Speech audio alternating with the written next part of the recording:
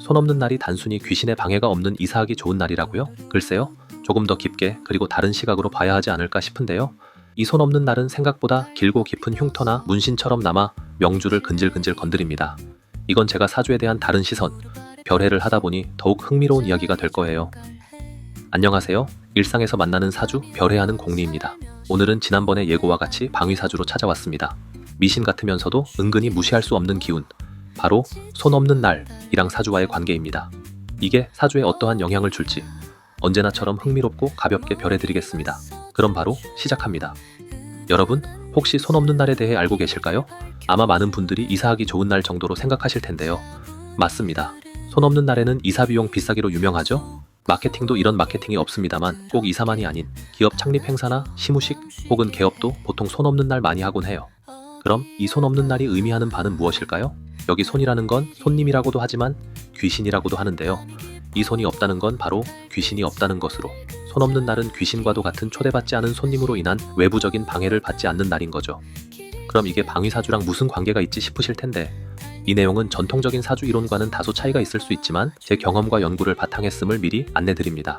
손이라고 부르는 이 귀신들은 날짜에 따라서 동서남북 여기저기로 옮겨 다니는데요. 방향에 따라 귀신의 방해 유무가 달라지죠. 근데 얘들도 사방팔방 다니기에 힘들어서 다같이 쉬는 날이 있는데 바로 손 없는 날입니다. 백화점이나 대형마트, 정기 휴무일 같은 느낌이에요. 그럼 손 있는 날에는 옮겨 다닌다고 했으니 손이 언제 어디에 있는지 오행방위를 보면서 알려드릴게요. 예전에는 농경사회였기에 달의 시간인 음력을 기준하는데 일단 손 없는 날은 음력 날짜 뒷자리가 9나 0이 되는 날입니다.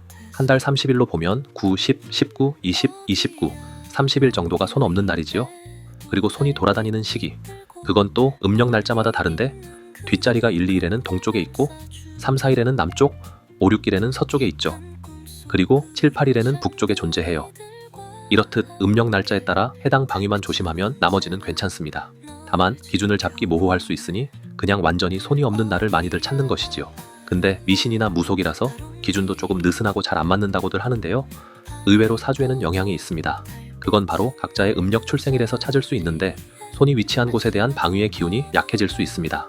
예를 들어 음력 1일 출생 명주분들은 손이 동쪽 목기운에 있는데 사주 원국에서 목기운이 방해를 받습니다. 제대로 된 기운을 못 쓴다는 거죠.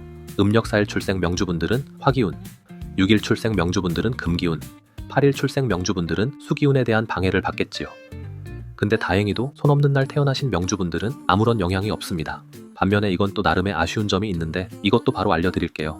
일단 손에 영향을 받으신 명주분들은 해당 십신들을 잘 봐야 하는데요. 이 중 흉신인 겁재나 상관, 그리고 칠살이라는 편관, 이 세 흉신들은 공교롭게도 손의 방해를 받아 부정의 기운이 감소할 수 있습니다.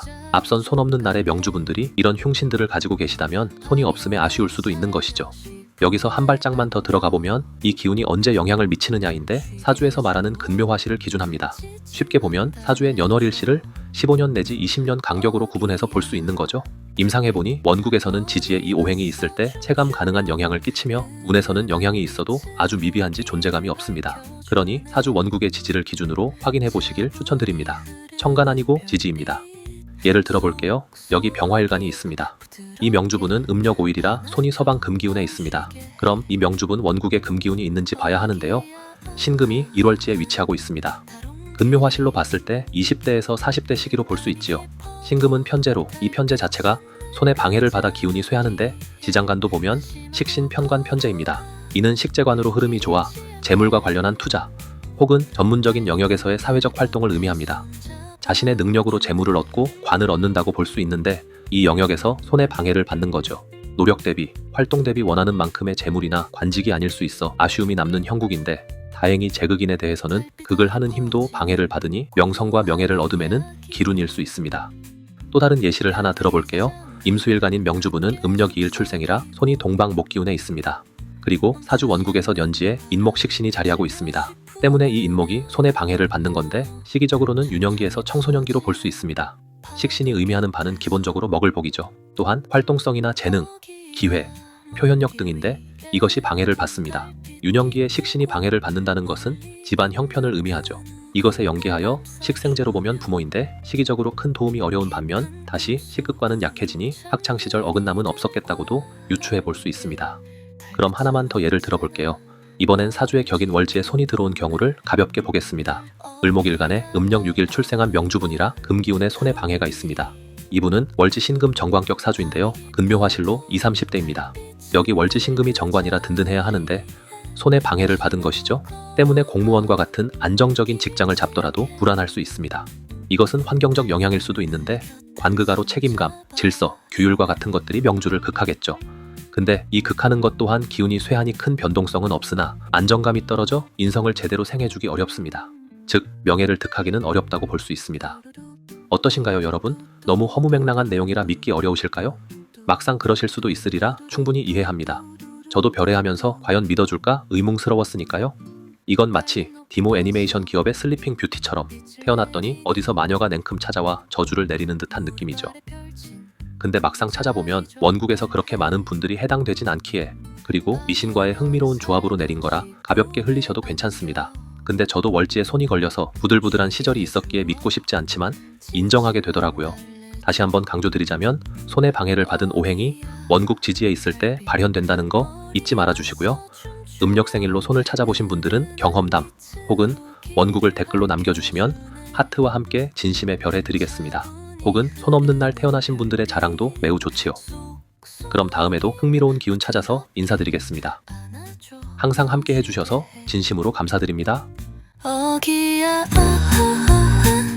다롱들이 밤이 깊어도 달빛은 늘 그 자리에 안심하고 걸어가 길 잃지 않게 달님은 늘 곁에 손잡아주네.